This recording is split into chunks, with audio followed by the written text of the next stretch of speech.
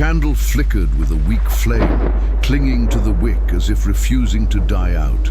Night had already fallen over Fairhaven Cemetery, and the air had thickened, heavy with moisture and an unnatural stillness. Richard knelt in front of an unmarked grave.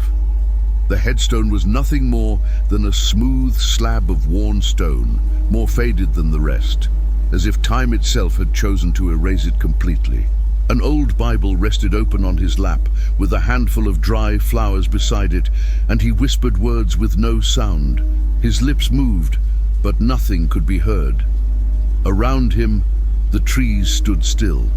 The wind that had blown with force only minutes ago had vanished completely. Everything seemed paused, as if that moment had been frozen in time. Richard wasn't there out of habit or duty.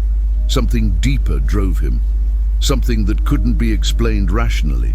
For weeks, he had felt the presence. Every burial, every ceremony, that persistent sense of not being alone. It wasn't exactly fear, it was something else, an invisible weight that clung to his back, a gaze with no eyes, fixed on him from somewhere within the graveyard. And now, standing before that forgotten grave, he knew he was being watched. He knew it from the chill that crawled up his neck, from the faint rustling behind him, even though no one should have been there. Instead of standing, he closed his eyes. He wasn't seeking an answer, just peace. And if someone or something was waiting for that moment, it was better not to interrupt. The candle continued to burn, unmoving, as if the air itself refused to snuff it out. The Bible pages lay open on a random psalm, but Richard wasn't reading. He was simply present. Behind him, a shadow moved between the tombstones. It made no sound, left no trail. It was just a presence, felt more than seen, and then gone. Richard didn't turn around. He didn't need to. He understood that not everything that exists needs to be seen. If you've made it this far, it's probably because you feel the same thing he did. That strange pull toward what can't be explained. If stories like this speak to you, subscribe, turn on notifications, and tell us in the comments what your worst life experience has been. Because what you're about to uncover isn't just a legend. It's a real trace, etched into the damp earth of a forgotten cemetery. And this is only the first clue. A few days before that silent night, Richard had buried a young man whose death seemed to leave no one moved. He couldn't have been older than 30. The ceremony was brief, almost detached. Only a few people followed the coffin to its final place. No visible tears, no spoken prayers, just dry words, downward glances, and quick steps to leave the cemetery as soon as possible. As he dug the grave, something in the atmosphere unsettled him. It wasn't the task. He was used to damp soil, to the scent of withered flowers and death's closeness, but rather a figure standing still a few feet away. A woman. She stood alone at the edge of the stone path. No flowers in hand, no word spoken. She didn't cry, she just stared. She wore a long dark dress that covered her arms down to the wrists. The style was outdated, something from another era. She looked like someone pulled straight out of an old photograph from the early 1900s. Her face, though pale, didn't show sorrow or desperation. Just a deep stillness, as if waiting for someone or something. Richard watched her from the corner of his eye as he packed the earth around the coffin. Every time he looked up, she remained there, in the exact same pose, unmoving, silent, unreactive. He figured she might be a distant relative of the deceased, someone grieving quietly. But something about her didn't fit. Not just the clothes or her distant demeanor, but an odd sensation that lingered in the air around her, like the space she occupied belonged to another time altogether. When the burial ended and he began to gather his tools, he looked again toward where she had been. She was gone. He hadn't heard footsteps, hadn't seen any shadow receding. She had simply vanished. He walked a few steps, scanning the grounds, even glanced at the main gate. Nothing. Not a trace. He thought about mentioning it to someone, but didn't. He kept it to himself, like so many other things he'd seen or felt among those graves. Being a gravedigger taught a person to stay quiet more than anyone might expect. That night, as he washed his hands at the rusted faucet by the shed, her face came back to him.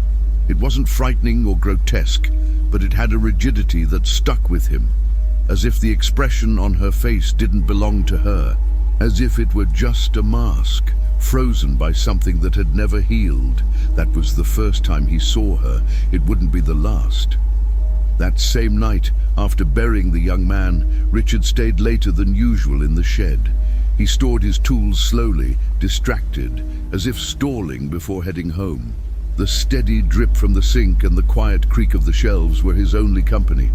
Outside, the night had thickened into a dense fog that clung to the skin like cold sweat. Just as he was closing the tool cabinet, a sharp crack made him spin around. It sounded like stone breaking. Then another noise followed, softer, like something dragging across the ground. Richard held his breath. He knew every sound the cemetery could produce. This wasn't one of them. He grabbed the flashlight, turned it on, and stepped out. The air was colder than he'd expected, and the fog made it hard to see more than a few feet ahead.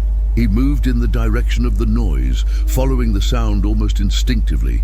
Each step crushed dry leaves beneath his boots, the sound growing louder in the surrounding silence. His ears strained, anticipating another crack.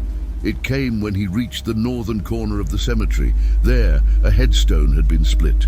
The marble shattered, its fragments scattered as if someone had hurled them with force. There were no footprints, no tools, just broken pieces reflecting the trembling beam of his flashlight.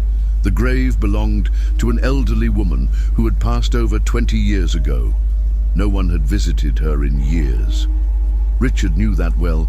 He maintained that section himself. He bent down to pick up a shard, but froze before touching it. He felt something. Behind him, something shifted. Not the wind, not branches. Footsteps, clear, steady, close, too close. He spun around, lifting the flashlight like a weapon. The beam sliced through the dark, revealing old tombs, rusted crosses, and dead flowers. Nothing else. No one was there, but he knew what he had heard. He stood still, holding his breath. The air around him had thickened, grown heavier. The flashlight quivered slightly in his hand, not from the cold, but from that gut-level tension the body senses before the mind does. He forced himself to step back, then another. He left the shards on the ground and returned to the shed without turning around. Along the way, he didn't switch on any more lights. He didn't want to see more than he had to. That night he slept poorly. He dreamed of footsteps behind him, always behind, always at the edge of his sight. And though he tried to convince himself it was just fatigue, something deep down already knew the truth. He wasn't alone in that place, not that night, maybe not ever. The next morning, the weather had shifted. The sky remained grey, but the fog had eased slightly, as if the cemetery itself were breathing slower after a restless night. Richard arrived earlier than usual. A new burial was scheduled, this time for an elderly woman whose family had stayed by her side through the night. The first mourners were already arriving, carrying flowers and handkerchiefs, their grief tinged with a quiet resignation. As he made his way to the back of the cemetery to prepare the ground, something stopped him in his tracks. She was there, again. The same woman, standing at the edge of the path, in exactly the same spot as during the previous burial, dressed the same, as rigid and silent as a statue. But this time, Richard noticed something that disturbed him more than her presence alone. No one saw her. People walked past her, some brushing her lightly, but no one reacted. No one greeted her. No one seemed surprised. It was as if she didn't exist to them. Richard stopped a few feet away and stared. Not even the curious glances of children turned in her direction. She was completely invisible to everyone else, but not to him. He felt his body tense, his fingers clenched tighter around the shovel handle. One question kept circling in his mind. Why was he the only one who could see her? He chose to keep working. With each strike of the shovel, the sound of the earth grew duller. It was as if the silence itself was swallowing everything else. From the corner of his eye, he still saw her, motionless. She didn't blink. She didn't shift. She just watched. But not the coffin, not the mourners. She was looking at him. When the casket was lowered, the prayers began. Soft murmurs, a few sobs, a familiar scene for Richard. But when he looked up one final time, everyone had stepped back, except her. She remained in the distance, as though her time moved at a different pace. That's when he noticed it. The detail that twisted his gut. Her feet left no marks on the soft ground. The rain from earlier had turned the soil into a muddy canvas, recording every step of the living, except hers.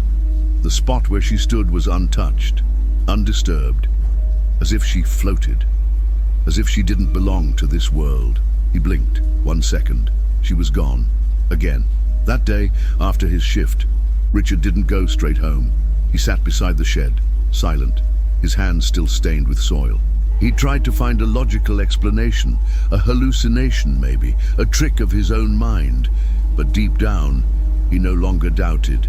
He was the only one seeing her, and that woman wasn't there to mourn anyone. She had come for something else, for him. That night, while locking the cemetery gate, Richard found Hank sitting on a stone near the old watchpost. The elderly groundskeeper puffed on one of his hand-rolled cigarettes, his eyes lost in the fog, as if watching it was part of his duty.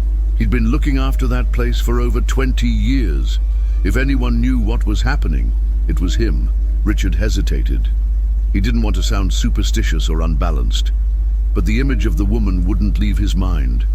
It wasn't just a fleeting impression anymore, it was a certainty. He approached, nodded in greeting, and after a few seconds of silence, he dared to speak. "Hank, have you ever heard about a woman who shows up at burials?" The old man inhaled deeply, then exhaled slowly, not answering right away. He looked up at the sky, as if searching for a buried memory in the clouds. Then, lowering his voice, he said, "You're not the first to see her." Richard felt his spine stiffen. The air around them seemed colder. "What does that mean?" he asked, trying to keep calm. Hank stubbed out his cigarette on the sole of his boot and adjusted his hat before continuing. "They say a long time ago, there was a woman who lived in town. She had a lively life, always throwing parties. Her home was like a community hub, music, food, people coming and going all the time, until one day her husband died. Suddenly, a heart attack, I think." Richard listened quietly, not interrupting. From that day on, she shut herself away, stopped talking to people, closed the curtains. Never went out. Folks tried to help, but she wouldn't let them. She just faded, like a candle. Silence settled between them. "She died alone?" Hank nodded slowly. "It took days before someone noticed the smell. They broke into the house and found her sitting in a chair, staring out the window. No one even knew her full name. She had no kids, no close relatives. They buried her here, like a vagrant. No ceremony, no flowers. No one said a prayer for her." Richard felt a lump in his throat. The story aligned too well with what he had been seeing. And the woman in the dark dress. Since then, some diggers swear they've seen her.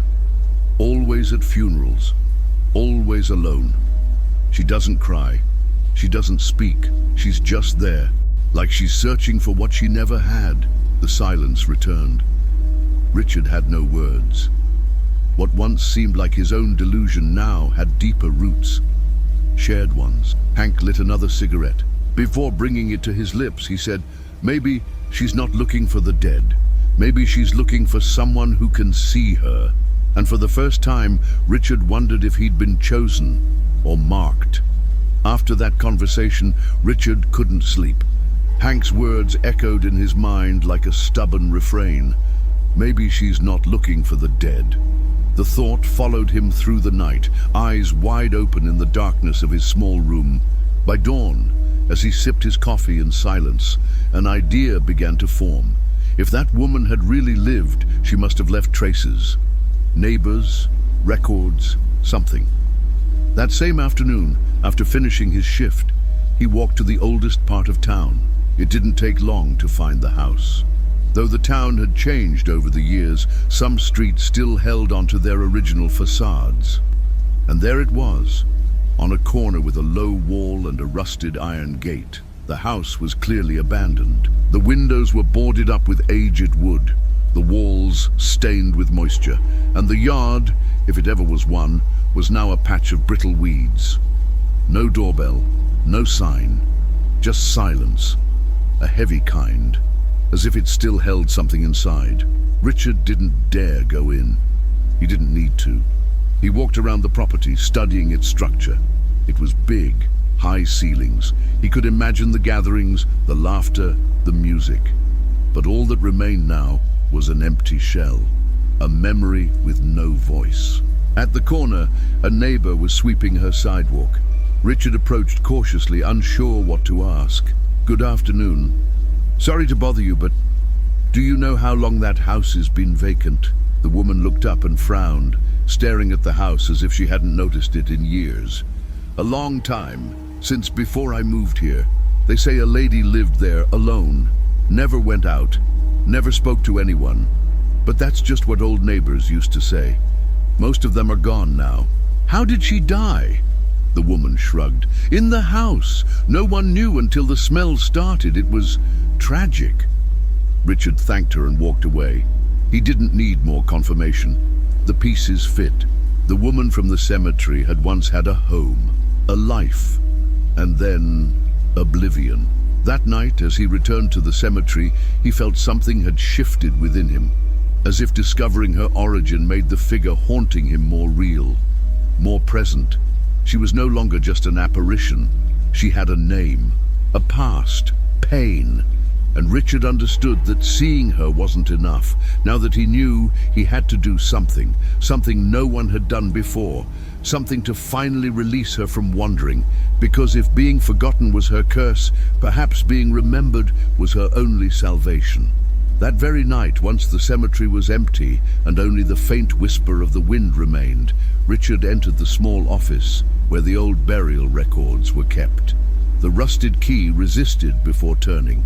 No one had opened that cabinet in years. Inside, the books were stacked haphazardly, some with broken spines, yellowed pages, and faded handwritten notes. He lit a desk lamp and began searching. He knew it wouldn't be easy.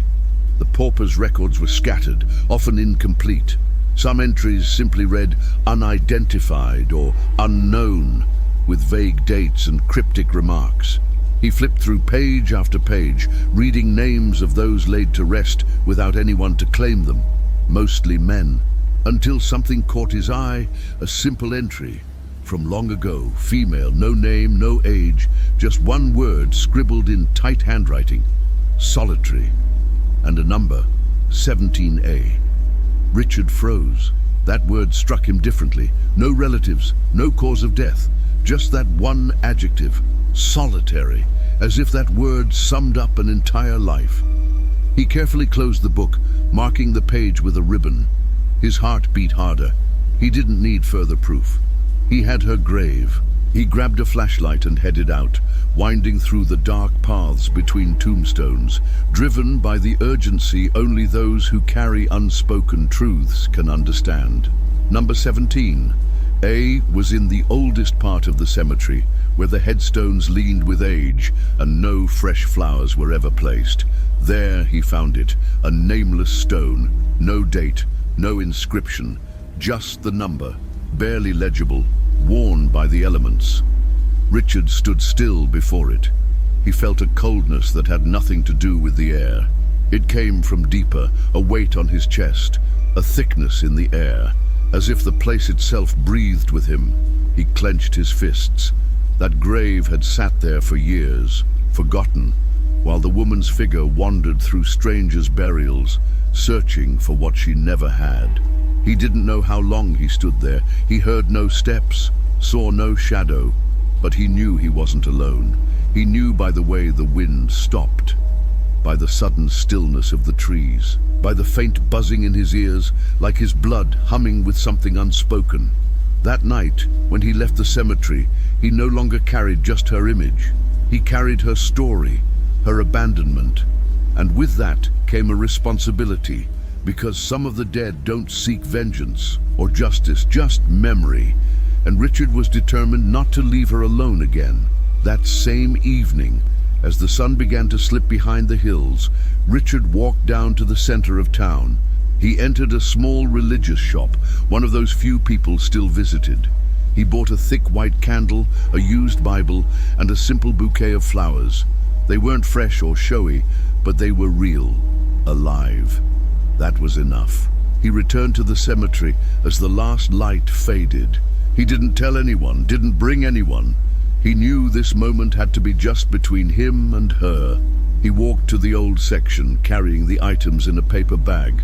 The ground was already damp with dew, and silence, as always, wrapped the place. In front of the nameless grave, he placed the candle on the soil and struck a match. The flame wavered in the cold wind, but held.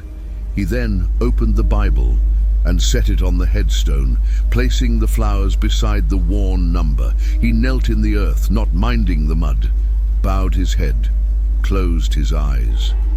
He didn't have a prayer prepared. He didn't know her name. He didn't know what she believed, or if she had ever prayed in life. But none of that mattered.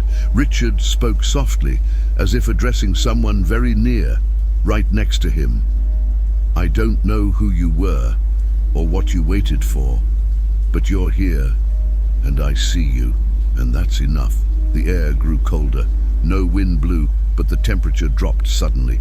The candle's flame stayed firm, unmoving, as if frozen in time. The leaves didn't stir. The entire scene paused, suspended in an eerie stillness. And then he felt it. Behind him, a breath, long, full of sorrow. It wasn't the wind or his imagination. It was a human sound, heavy with something ancient, a grief that needed no words. Richard didn't turn around. His whole body was tense, paralyzed. He knew that if he moved, if he looked, he'd break something sacred.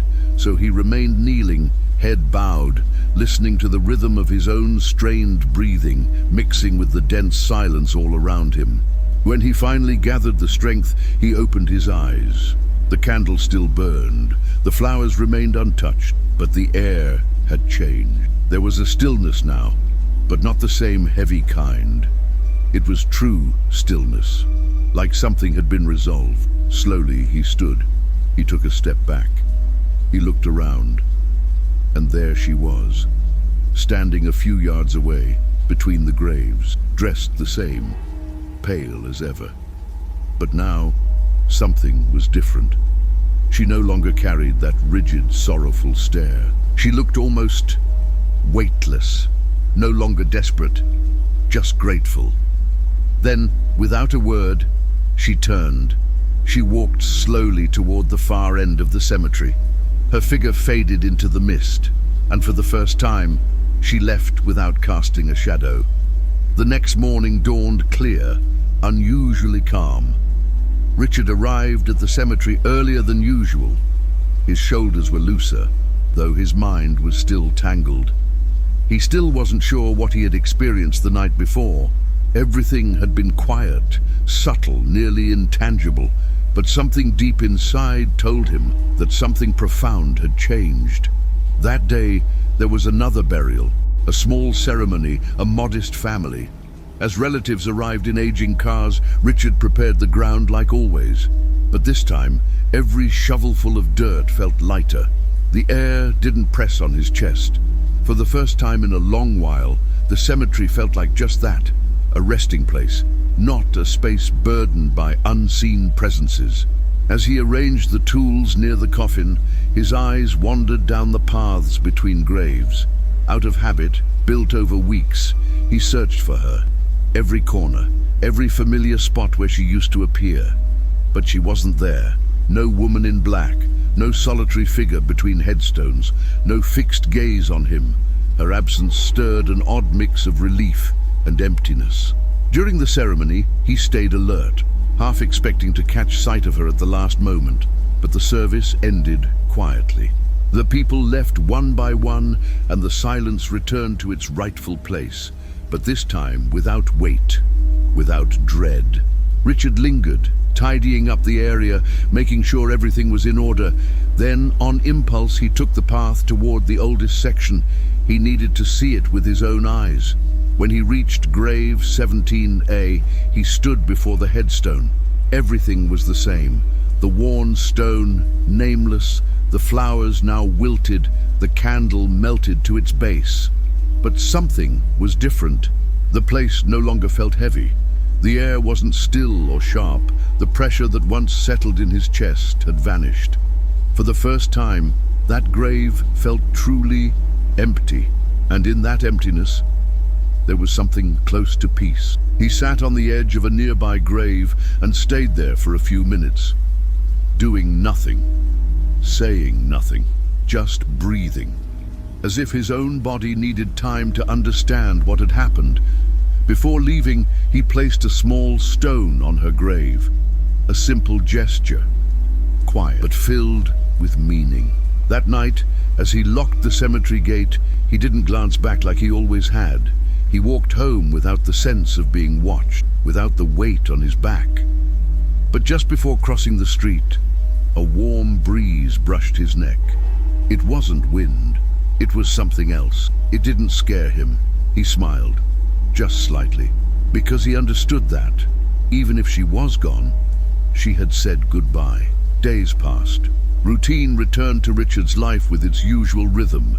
Dig, cover, clean, record. Nothing extraordinary happened again. Funerals continued, some sorrowful, some dull, but all ordinary. The cemetery had gone back to being what it was before the woman had begun appearing. Or so he thought. Something had changed, yes. A cleaner kind of silence, if that made sense. A peace that hadn't been there before. He no longer woke with a jolt, no longer paused while walking between graves. The woman in black never showed again, and with each day that passed without seeing her, Richard grew more certain that he had done the right thing. Still, one thing lingered. The sense of that silent bond they had shared, formed without a single word, still existed. Not as a physical presence, but like a mark. Like when you bury someone, and years later, you still remember the weight of the casket in your arms. 1 week later, during another burial in the central part of the cemetery, he felt something again. It wasn't fear. It wasn't unease. It was a touch. As he shoveled the final scoop of dirt over the coffin, a warm breeze, warm, not cold, brushed against his left cheek. Impossible. The sky was overcast, and the wind always blew in from the south. But this came from behind, from where no one stood. Richard froze. He didn't turn around. He closed his eyes for a moment, standing still with the shovel in hand.